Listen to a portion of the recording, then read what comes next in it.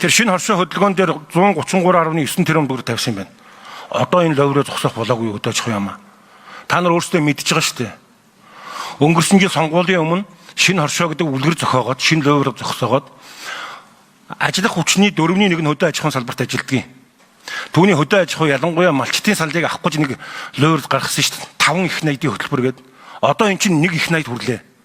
24 оны төсөв дээр 518 тэрбум гэжсэн. Өнгөрсөн оныхыг нийлээд 844 тэрбум болсон. Одоо ахаад 133.9 тэрбум. Ингээд нийлбэрээр их найд хүрлээ. Энийг зогсоох болоогүй юм уу? Нөгөө талдаа яг үндсэндээ бол эн чинь хоршоолын зарчмыг алдагдуулсан. Би бас хоршоолын салбарыг 20 жил ажилласан хүнүүд мэдэх юм. 7 ардчилсан зарчим байдгийг олон улсын зарчим нь. Түүний 4-5 дээр нь тэр хоршооны бие даасан байдал, гишүүдийн эдийн засгийн оролцоо гэдэг юм байхгүй болгосон шүү дээ. Энд жижиг дунд үйлдвэрийн газрын дарга байна уу? Та бол хоршоолын салбарыг бас жоохон гадарлах ёстой. Байхгүй байгаа юм уу те? Үндсэндээ эн чинь зарчмаараа явж исэн юмыг устгасан шүү та нар. Одоо энэний зээлийн хүүд хэдийг төлсөн? Над дараах асуултууд хариулж өгөөрэй. Нэгдүгээрт нь зээлийн хүүний хөнгөлтөнд хэдэн тэрбум болоод байна вэ?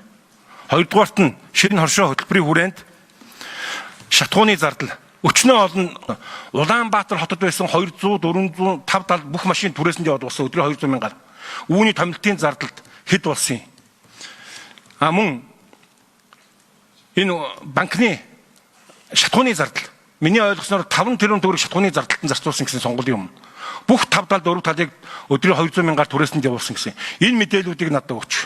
Одоо наад юмнуудаа одоо та нар болоо. За шинэ хоршоо хөдөлгөөн нэг өрнүүлэгтэй холбоотой улсын хурлын тогтоол гарсан.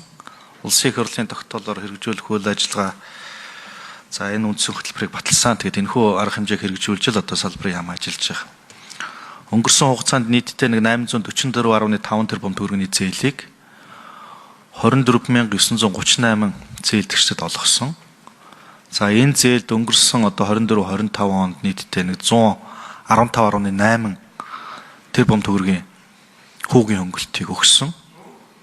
115.8 тэрбум төгрөгийн хүүгийн хөнгөлт өгсөн. За 26 оны төсөвдөр 500 тэрбум төгрөгийн арилжааны банкны их усвартай зээлийг гаргана гэж ингэж тооцож байгаа. Тэгээ энэтэй нийлээд хүүгийн хөнгөлтөд нэг 109 тэрбум төгрөгийн хүүгийн хөнгөлт одоо эх хэвний төсөвдөр ингэж суугдаж явж байгаа. За энэ шинэ хоршоо хөдөлгөөнийг хэрэгжүүлэхтэй холбоотой хүүгийн хөнгөлөлт нь л зөвхөн хүнсүдэд аж ахуйн хөнгөн үйлдвэрийн сайдын төсвийн багцд суугдж байгаа. За бусад энэ хөтөлбөр арга хэмжээг хэрэгжүүлэхтэй холбоотой нэгж төгрөгийн зардал хүнсүдэд аж ахуйн хөнгөн үйлдвэрийн сайдын багцад хүнсүдэд аж ахуйн хөнгөн үйлдвэрийн сайдын эрхлэх хүрээний байгууллагуудад бол тусгагдаагүй гэдгийг хэлье. Миний асуусан асуулт нь тэр өнгөрсөн шинэ хоршоо өнгөрсөн онд хөдөө төрийн албан хаагчдыг явуулсан зардал, шатхууны зардал эдгээр асуудлуудыг би бас нэмж асуусан байгаа. Энд дээр нэмэлт тодруулга авъя. Хоёрдугаарт нь энэ шинэ хоршоо юу чинь та нар нэгэн цагт уудагд шүү.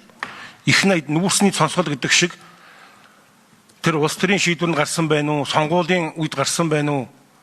Энэ нэгэн цагт энэ үнэхээр та нар одоо нэг бодоод үзтээ. Энэ эргэн төлөлтөнд дөнгөж 58%-тай. Нийт 844 тэрбум төгрөг одоо гарчихсан байна. Яг үүндээ эн чинь эзэндээ очисонгүй. Ардын намыг дэмжих гэж асууж байгаад 10-20-оор нь айл болгоод өгсөн юм билээ шүү дээ. Тэгээ одоо яг хоршоо байгуулад авъя гэсэн хүмүүс нь өчнөө хоршоо өнөөдөр болтол авч чадаагүй. Тэгээ 58 тэрбум гэдэг чинь ердөө 6% төлөлттэй. Нийт гарсан зээлийнхээ. Энийг хэвийн зүйл гэж үзэж байна өөрөө. Ганбаатар гишүүн энэ хүнсүдэд аж ахуйн хөнгөн үйлдвэрийн сайдын багц дээр зөвхөн татаас хүүгийн хөнгөлт нь л сайдын багц дээр сууж байгаа. Хэрэгжилт зохион байгуулалт гүйцэтгэлэг нь манай яам дээр хэрэгжихгүй байгаа. Шадар сайдын ажлын албан дээр энэ шинэ хоршоо хөдөлгөөнийг хэрэгжүүлэхтэй холбоотой нэгж ингээд ажиллаж явж байгаа. За өнгөрсөн хугацаанд хүнсүдэд аж ахуйн хөнгөн үйлдвэрийн яамнаас шинэ хоршоо хөдөлгөөнийг хэрэгжүүлэхтэй холбоотой зардал тийм олон одоо түрээсүүд одоо манай салбарын сайдын багцаас олгогд гараагүй гэдгийг хэлье. За шинэ хоршоо зээлтэй холбоотой эргэн төлөлтөд бол одоо өнгөрсөн оны энэ оны одоо 5-6 сараас эргэн төлөлтүүд төлөгдөж эхэлсэн. За энэ дээр одоо арилжааны банк, зээлийн батлан даалтын сангууд одоо хамтарсан ажлын хэсэг гараад орон нутгаар хяналт шалгалтын ажлууд хийгээд явж байгаа.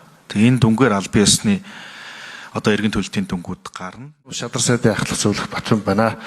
За шинэ хоршооны энэ салбар дундын уялдаа холбоог хангах үндэсний хороо бол өнгөрсөн 24 оны харооны ажлын алба 24 оны 11 сард байгуулагдаад ажлын алба нь бол үндсэндээ 12 сараас чигдрээд ажиллаж байгаад өнгөрсөн 7 сарын 25 оны 7 сарын одоо 30-ны өдрөөр тасалбар болгоод Монгол Улсын одоо холбогдох засгийн газар улсын их хурлын холбогдох шийдвэрийн дагуу татан бугдсан үндэсний хороо болоод ажлын алба нь.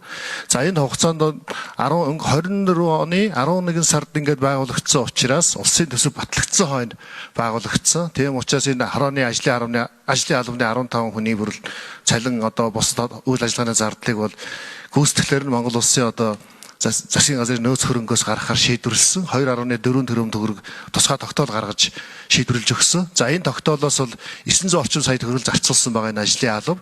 Энэ ажлын алба ямар ажил хийсэн бэ гэхээр ерөнхийдөө шинэ хоршоо байгуулагдсан шинэ хоршоонуудаа бас иргэн чаналт тавих, мониторинг хийх, зарим арга зүйн зөвлөгөө өгөх, шинээр байгуулагдаж байгаа хоршоог боожуулах чиглэлээр бол одоо төслийн шаардлага хангуулах гэдэг юм ийм ажлуудыг доктортой хийж ирсэн. Энэ дагуу түрүүн тэрийн нарийн бичгийн даргын хэлсэнчлэн нэг 99 мянган орчим одоо иргэд хоршоонд нэгдэж нийтдээ 11 мянган хоршоо байгуулагдсан байгаа. Энэ хугацаанд нийтдээ 844 төгрөгийн зээл олгогдсон байна. За графикаараа бол 5 жилийн хугацаанд төлөгдөх ёстой. Өнөөдрийн байдлаар иргэн төлөлт бол 106% явж байгаа. За яг төлөгдсөн зээлийн хугацаа нь бол эхний 1 жилдээ бас тодорхой хэмжээгээр зээлийн хөнгөлөлтөнд хамрагдсан. За зарим одоо татаас олгогдсон. Дээрээс нь эхний 1 жилдээ бас энэ хүүгийн төлбөр төлөхгүй юм нөхцлүүд байсан учраас бол харьцангуй бага төлөгдсөн. Үндсэн зээлийн төлбөр бол иймэрхүү байдалтай төлөгдөж ирсэн байна. За 8 сарын 1-ээс эхлээд Монгол Улсын одоо засгийн газар дээр хэлэлцээд шинэ хоршооны ажлын албаны хүмүүсийг бол шадар сайдын харьяалал шилжүүлж ажиллаж байгаа. Одоо